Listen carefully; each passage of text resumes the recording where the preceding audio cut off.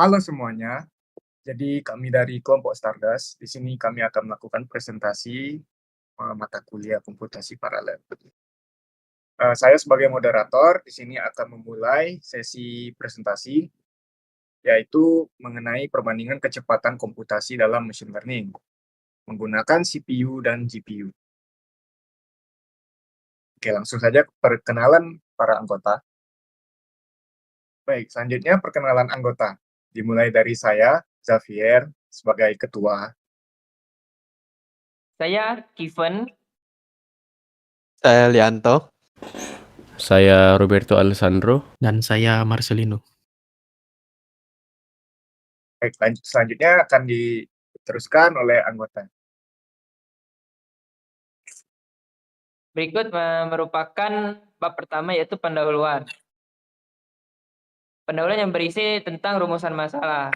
Jadi, rumusan masalah dengan perbandingan tersebut, bagaimana perbandingan performa antara CPU dan GPU dalam menjalankan proses pelatihan model dengan machine learning dari segi kecepatan komputasi dan efisien waktu. Yang kedua, apa saja kelebihan dan kekurangan penggunaan CPU dan GPU dalam konteks pengolahan algoritma machine learning dan deep learning. Ketiga, dalam kondisi seperti apa CPU lebih unggul dibandingkan GPU dan sebaliknya, kapan GPU menjadi pilihan yang lebih efisien. Solusi penelitian ini dilakukan dengan melakukan pendekatan eksperimental dan analisis komparatif. Berikut solusi dalam melakukan penelitian ini. Penelitian ini dilakukan dengan menggunakan pendekatan eksperimental dan analisis komparatif.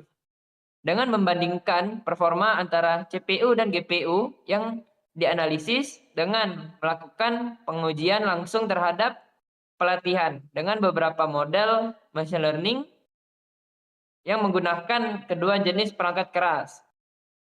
Parameter utama yang diamati adalah kecepatan komputasi dan efisiensi waktu proses pelatihan yang diukur dengan alat benchmarking. Selanjutnya akan dijelaskan oleh anggota lainnya.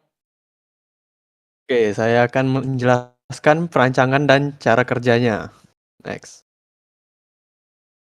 Nah, ini dataset yang digunakan. Dataset yang digunakan adalah MNIST. MNIST itu himpunan data standar berisi gambar tangan angka 0 sampai dengan 9. Dataset ini terdiri dari 60.000 gambar untuk data pelatihan dan 10.000 gambar untuk data pengujian. Nah, setiap gambar memiliki dimensi 28 x 28 pixel dalam format grayscale. Nilai pixel dinormalisasi ke rentang 0 hingga 1 sebelum diproses oleh model. Next. Nah, ini alur sistemnya. Pertama, mengambil dataset dari MNIST, kemudian dataset itu akan di-processing, kemudian dibuat menjadi model CNN. Terus model CNN itu akan di-training menggunakan GPU dan CPU. Terus waktu training itu akan diukur dan dimunculkan visualisasi akhir. Next. Baiklah, saya akan menjelaskan hasil dan analisis. Kita pindah ke screen saya dulu.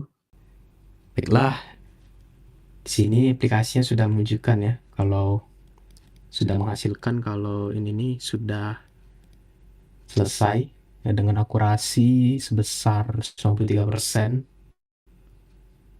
untuk CPU dan 94% untuk GPU. Nah, di sini waktu pelatihan di CPU memerlukan sekitar 322 detik, sedangkan waktu pelatihan GPU hanya membutuhkan 6,73 detik. Nah, ini adalah suatu hasil yang sangat mengejutkan ya. Tidak mengejutkan sih sebenarnya, tapi ya kita dapat melihat di sini kalau percepatan GPU ya dibanding CPU itu 47 kali lebih cepat. Nah, jadi di sini kita dapat melihat kalau performa GPU untuk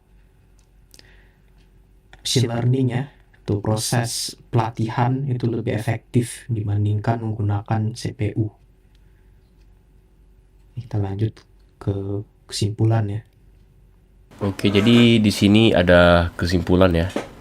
Dari hasil penelitian yang dilakukan dapat disimpulkan bahwa pelatihan dan pengujian data menggunakan model CNN dapat diselesaikan jauh lebih cepat menggunakan GPU.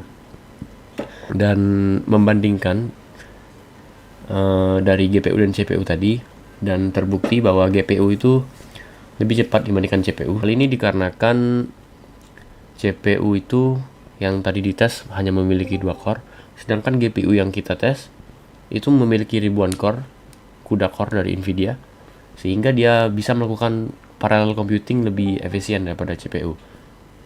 CPU ini lebih cocok untuk general computing. Jadi untuk kedepannya ya, kita bisa menggunakan peningkatan dari arsitektur model. Nah, kita bisa menggunakan arsitektur modern seperti ResNet atau MobileNet ya, untuk melihat perbedaan performa yang lebih signifikan juga. Kita juga bisa menggunakan dataset yang lebih kompleks ya untuk perbandingannya. Lalu juga ada eksplorasi untuk TPU dan versi GPU. Ini juga sebenarnya bisa dilakukan tidak hanya di Google Colab, tapi di luar Google Colab juga harusnya bisa ya, untuk membandingkannya. Karena Google Colab ini hanya menyediakan GPU T4 untuk GPU-nya dan hanya memiliki 2 core. Nah, kita bisa menggunakan sebenarnya GPU dan CPU yang berbeda. Atau kalau misalnya punya Google Colab Premium yang bisa menggunakan GPU yang lebih cepat.